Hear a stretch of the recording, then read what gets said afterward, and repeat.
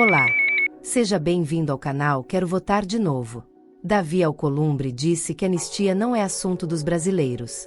A recente declaração do presidente do Senado, Davi Alcolumbre, afirmando que a anistia aos presos do 8 de janeiro não é um assunto dos brasileiros, revela uma perigosa tentativa de minimizar um tema que deveria ser central no debate democrático. Sendo apurado pelos órgãos competentes.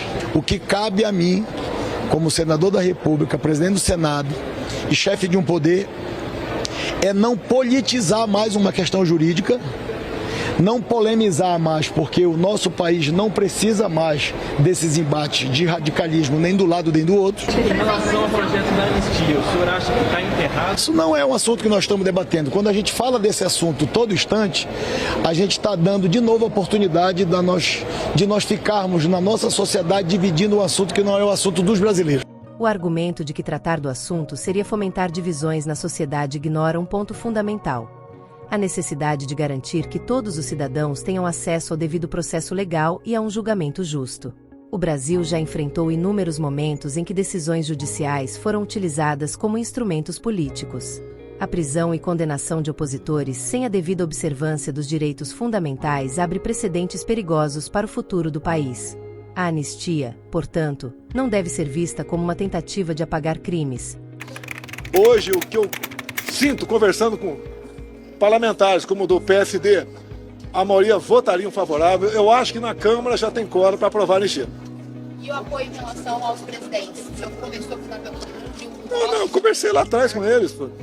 O Hugo Mota tem dado declarações, recebeu aquela senhora com 6 filhos, o mais velho de 10, o mais jovem de 10 meses, cujo marido condenado a 14 anos está foragido, talvez esteja na Argentina. Isso eu te pergunto, essa punição é justa? Essa dosimetria é justa? 14, 17 anos de cadeia? Aquela senhora do batom, com 17 anos de cadeia, com 2 filhos pequenos, é justo isso? A intenção dela é dar um golpe de Estado? Alguém estava armado ali para mudar o Estado Democrático de Direito? Não. Eu pergunto para vocês, se eu estivesse aqui dia 8 de janeiro, onde vocês acham que eu estaria agora? Os presidentes comprometeram faltar? Não, eu conversei com eles, cumprir o regimento. Se conseguir a assinatura para urgência, é votado o requerimento, e se for aprovado, entra em pauta. Eu não fiz um pedido específico, o pedido é seguir o regimento, e como o próprio Hugo Mota disse, não podemos ignorar a pauta do maior partido aqui da Câmara. Com o Hugo Mota e o Davi Alcolumbre fica mais fácil? O Senado aqui com o Marinho aqui. Não, mas os dois, o Hugo Mota e o Davi Alcolumbre, ficam mais fácil de aprovar? Não, eu acho que não vai ter dificuldade de botar em pauta. A nossa preocupação é botar em pauta, né, e arranjar votos para isso. O presidente apenas não obstruir. O senhor está em dúvida de que em relação ao projeto da anistia, o senhor acha que está enterrado? Isso não é um assunto que nós estamos debatendo. Quando a gente fala desse assunto todo instante, a gente está dando de novo a oportunidade de nós ficarmos na nossa sociedade dividindo um assunto que não é o assunto dos brasileiros. Ao tentar afastar essa discussão do parlamento, Alcolumbre não apenas enfraquece a prerrogativa dos legisladores de debater temas de relevância nacional, mas também ignora as preocupações legítimas de parte expressiva da população. Seu discurso de que esse é um tema estritamente jurídico desconsidera que, em diversos momentos da história, decisões judiciais foram politizadas para atender interesses específicos. A PGR acusa os envolvidos nos atos do 8 de janeiro de participarem de uma trama golpista liderada por Jair Bolsonaro, que incluiria até mesmo um plano para assassinar o presidente Lula e outras autoridades. Essa acusação gravíssima, sem provas contundentes divulgadas até o momento, intensifica a polarização e reforça a tese de que há um uso seletivo da justiça. A anistia, seja concedida ou não, precisa ser discutida de forma ampla e transparente. Esconder esse debate sob a justificativa de evitar divisão na sociedade é, na prática, um ataque ao próprio princípio democrático da deliberação. Não se trata de absolver culpados sem critério, mas de garantir que ninguém seja punido injustamente ou usado como bode expiatório em um jogo de poder.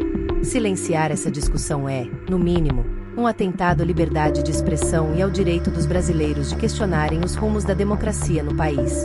O que está em jogo não é apenas a punição de indivíduos, mas a própria credibilidade das instituições que deveriam atuar com isenção e justiça. A anistia sempre foi um tema polêmico na história política brasileira. Em diferentes momentos, beneficiou grupos com interesses distintos, moldando o cenário democrático do país. Durante a ditadura militar, de 1964 a 1985, a Lei da Anistia de 1979 permitiu que inúmeros militantes da esquerda, perseguidos pelo regime, retornassem à vida política, ocupando posteriormente cargos de destaque no governo e na sociedade. Essa mesma discussão ressurge hoje, quando se debate a possível anistia aos presos dos atos de 8 de janeiro de 2023, um evento que se tornou símbolo da polarização política nacional. A Lei da Anistia, Lei nº 6.683/79, foi sancionada pelo então presidente João Figueiredo e beneficiou opositores do regime militar, permitindo o retorno de exilados, a libertação de presos políticos e a reintegração de servidores cassados. No entanto, também concedeu perdão a agentes do Estado envolvidos em torturas e crimes políticos, o que gerou críticas de diversos setores da sociedade. Entre os grandes beneficiados pela anistia, destacam-se figuras emblemáticas da esquerda brasileira. Luiz Inácio Lula da Silva. Embora não tenha sido exilado, Lula emergiu no cenário político nacional durante a ditadura militar, tornando-se um dos principais líderes sindicais do país. A anistia permitiu a reorganização política da oposição e facilitou a fundação do Partido dos Trabalhadores, PT, em 1980. Sua trajetória foi diretamente influenciada pelo retorno dos exilados e pela abertura política promovida após a anistia. José Dirceu. Um dos principais articuladores da resistência contra a ditadura, José Dirceu foi preso e exilado, retornando ao Brasil após a anistia. Sua atuação na reconstrução da esquerda foi fundamental para a ascensão do PT, culminando em sua nomeação como ministro da Casa Civil no governo Lula. Fernando Gabeira.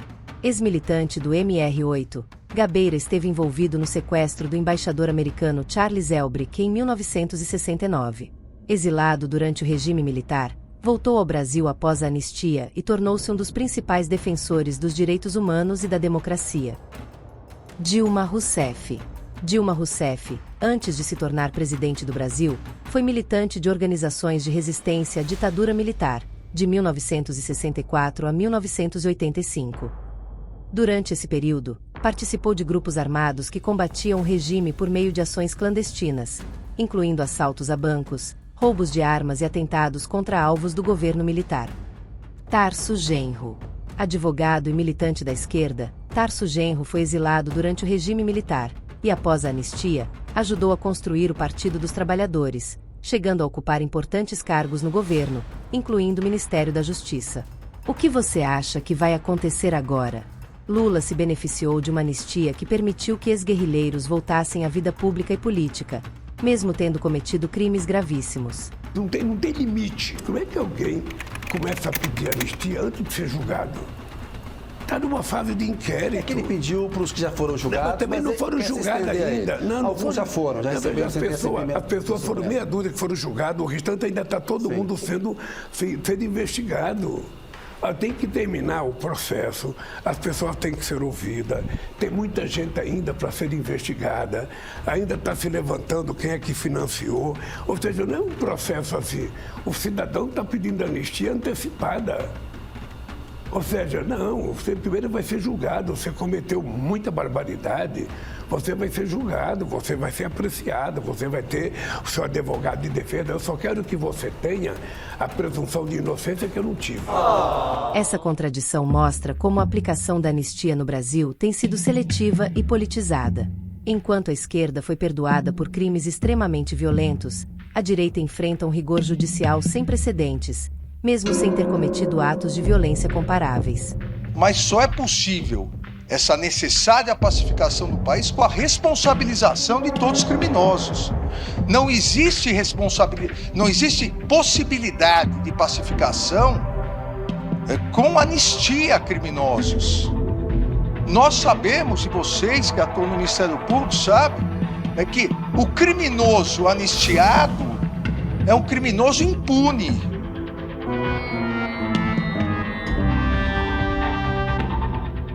E simplesmente é o grupo do presidente dos Estados Unidos, o grupo de empresas deles, não é só uma empresa dele, não. E não é só o presidente, não. É um grupo que o cara é bilionário de empresas indo contra Alexandre de Moraes. Tadinho. Agora uma coisa eu te dou a palavra, e dou a palavra para qualquer brasileiro, para todos os brasileiros. Anistia para você, Alexandre? Não. Nem se eu quisesse, porque lógico eu não vou querer, porque você vai para a corte americana por estar violando leis de empresas americanas, como o X, que era o Twitter, Facebook, Instagram. Você está cometendo crimes de censura contra empresas americanas. E você aí todo empolgado que vai botar Bolsonaro para ser sabatinado ou julgado por coisas que não tem fundamento nenhum. Eu pego cada papel, porque eu investiguei tudo. Eu faço questão, eu vou fazer de tudo para conseguir o acesso a essa denúncia esdrúxula e em cada página eu desfaço. Porque eu investiguei, não há nada, nenhum envolvimento de Bolsonaro, nada. E você está esses anos todos tentando. Agora sabendo que vai tomar, quer carregar um para a vala junto com você, né? Mas ele não. Ele simplesmente tem o apoio desse grupo que é só o princípio, desculpa a expressão, respeito aqui a todos, isso daqui é só a cabecinha. Deixe a sua opinião nos comentários. Gratidão por ficar até aqui e até a próxima.